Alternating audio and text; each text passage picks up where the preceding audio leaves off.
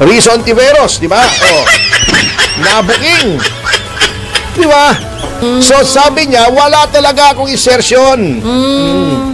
Sigurado kaya tayo. Babalitaan ako eh. Ito nga ang sinabi ni Katunyi. Pakiliwanag nga yung insertion eh. Ito, tinatanggi niya eh. O, ito yun. O, sasabihin ko sa inyo, pakikita natin yung singit. Yung ni Rizzo Ontiveros. Ayun o. Oo, ayan, ang dami. Ayan o. May kalye sa Samat, Bataan. 30 million. May mga kalye at saka public market. Yan. At may flood control din. Meron din. May flood control din. Ngayon, kung hindi maganda implementation ng kahit sinong mambabatas, di madumi yung singit. Oo, yan. Ganun yun. Pero, tinanggi kasi niya. Ba't ba napapunta sa insertion? Kasi si Rizzo Ontiveros naman kasi, pambihirang buhay ko. Bago ngayon, etong si Auntie Claire, hindi ko malaman kung sarili na niya ang pinagsasalita niya o pangulo pa eh. Kasi, kung ikaw ay spokesman, hindi sariling opinion mo, hindi sariling saloobin mo ang sinasabi mo, yung sa principal mo. Halimbawa ako, eto nga ang PDP, hindi nga party in power, nasa oposisyon. Ang chairman nga namin wala sa pwesto. Si Chairman Alcusi, acting Chairman Alcusi. Bago ako magbigay ng pahayag on behalf of the PDP as deputy spokesman, pinapa-aprubahan ko muna either sa dalawang boss ko. Dalawang boss ko dyan si Chairman Alcusi or si spokesman Raul Lambino. Yan. Kung wala silang approval, hindi ko pwedeng sabihin PDP. Kaya pag ako nagpe-press con, sinasabi ko, I'm not here as PDP spokesman. I'm here as a citizen. Pwede po sa akin yon sapagkat hindi po ako empleyado o opisyal ng gobyerno. Pero kung ikaw ay isang tagapagsilta ng Pangulo, katulad na si Yusek Auntie Claire, hindi ka na pwedeng magsalita ng iyong opinion kasi spokesman ka spokesperson ka ng Pangulo. Katulad yan, yun bang pagpatol mo na naman, Auntie Claire, kay Magalong? Yung sinasabi niyang names, yung sinabi kasi ni Magalong, I must have struck a nerve. Sinasabi ni Auntie Claire, sino yung nerve na yun? Yung ba talaga ipinatulan ni Pangulo yung statement na yun? Mema ka lang. Parang hindi ko alam kasi si Pangulo, at alam mo, kritiko tayo niyan. But in fairness to him, yung mga ganyang maliliit na bagay, hindi pinapatulan Sinabi ni Magalong, I must have struck a nerve, kaya ayaw nila sa akin dyan. Sasagutin mo, yan ba yung pinasagot sa'yo ng Pangulo? Yan ba yung sinabi ng Pangulo? O pikon ka lang? O gusto mo lang magpa-cute? Na hindi ka naman cute. Nakakata-cute. Di ba? Hindi ganyan ang spokesperson ng Pangulo. Kung anong sabihin ng Pangulo, yun. Ba't nga nagkaganon? Katulad noon, eto, kaibigan natin yan, pero I took him to task. Noong spokesman, si Harry Roque, may sinabi siya tungkol sa kliyente ko na si dating Governor Joel Reyes, kasi dati magkalabang kami sa kaso, siya ay abogado nung kabilang panig. Kliyente ko si Joel Reyes. May sinabi siya tungkol doon na ganito. Ganun daw, sabi ko, siguraduhin mo muna, Attorney Roque, na yan ang sinabi ng Pangulo. Kasi kilala ko rin naman yung liderato noon Personal.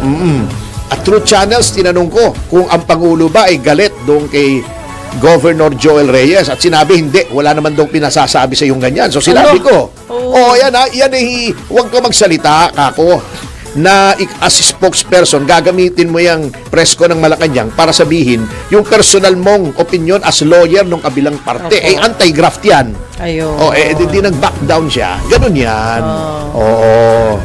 Pa-iba-ibang sinasabi, katulad nitong si Rizzo Ontiveros, di ba?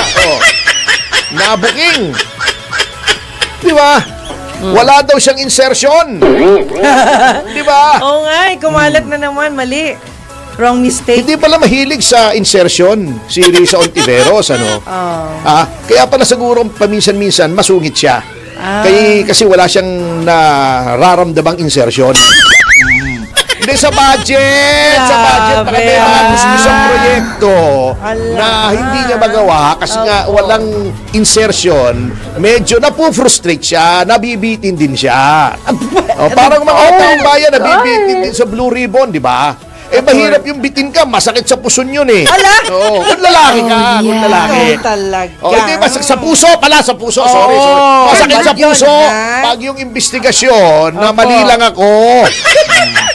Pero si Ontiveros, matagal-tagal na yata eh. Ewan ko nung panahon na nachichismis sila ni Secretary Llamas kung may insertion siya noon. Hindi ko alam Wala namang budget nun si Secretary Llamas. Sigurado ako may Llamas siya noon. Kasi doon sila, narurumor sila ni Secretary. May Llamas siya, si Secretary Llamas. Apelido niya yun, di ba? Ewan ko kung may insertion siya. Tanong natin sa kanya. Pero, tinanggi kasi niya. Ba't ba napapunta sa insertion? Kasi si Rizon Tiveros naman kasi, pambihirang buhay ito. Kasi, nagsalita si Katon Ying, kaibigan natin si Katon Ying, di ba? Na may insertions daw si Rizon Tiveros. Kasi sinasabi niya, wala. So, sabi niya, wala talaga akong insertion. Pero walang masama doon. Babalitaan ako eh. Hindi, ito nga ang sinabi ni Katon Ying. Pakiniwanag nga yung insertion na yan. Yung sa budget. Okay. Yung inilagay dun sa sorry BICAM. naman.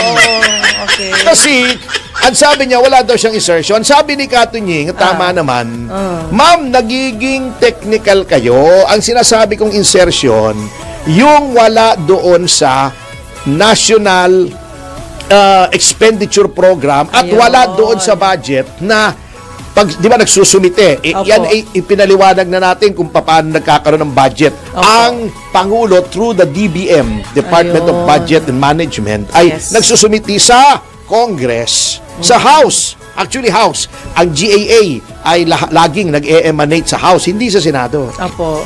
Magsasubmit yan, kakalikutin yan ng mga congressmen, kaya lumalaki. Pag kinakalikot, minsan lumalaki.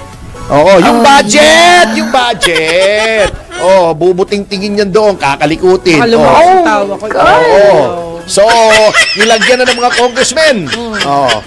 Ngayon, pupunta yung sa BICAM. Ano yung BICAM? Dalawa. Cam. Yung chamber, camera, Latin, camera, chamber. Yan. Bicameral. Doon naglalagay na yung ibang mga congressmen at sa mga senador nang gusto nilang ilagay. Singit na singit. Singit, Eto pala, may singit din si Rizon Tiveros. At ipakita natin yung mga singit ni Rizon Tiveros. Yung siningit sa budget! Teka, eto, tinatanggi niya. Eto yun. Sasabihin ko sa inyo, pakikita natin yung singit ni Rizon Tiveros. Ayun ayan, ang dami. Ayan, may kalye sa Samat, Bataan, 30 million. May mga kalye at saka public market. Yan. At may flood control din. Meron din. May flood control din. At least meron din siya. Sa flood, yung malalim, may malalim doon sa singit ni Rizon Tiveros. Kasi flood malalim yung flood. Ayan. At sinasabi nga ni Katon Ying, ito yung mga flood control niyang siningit. Flood control. Bongkada Tarlac. Paniki Tarlac. Yan. Ito, saan ba ito? Mayantok. Tarlac. Puro sa Tarlac, Yan, San Manuel. Tarlac. Taga-Tarlac ba siya? Hindi naman. Hindi ko alam. Taga saan ba si Risa? Hindi ko po alam Hindi ko alam din Hindi ko maintindihan Mami, may tatanungan saan tayo. nanggaling yun Anyway. Ang total ay ayan, meron pang isa sa Santiago City, Isabela. Flood control din. Di ba? City Pavilion, Pangasinan, ang dami. Ang total ay 3 billion pala. More than 3 billion ang singit ni Risa Ontiveros. 3 billion? Grabe pala ang singit ni Risa Ontiveros. Ngayon, ang sinasabi natin, hindi porket may singit, may insertion, masama na.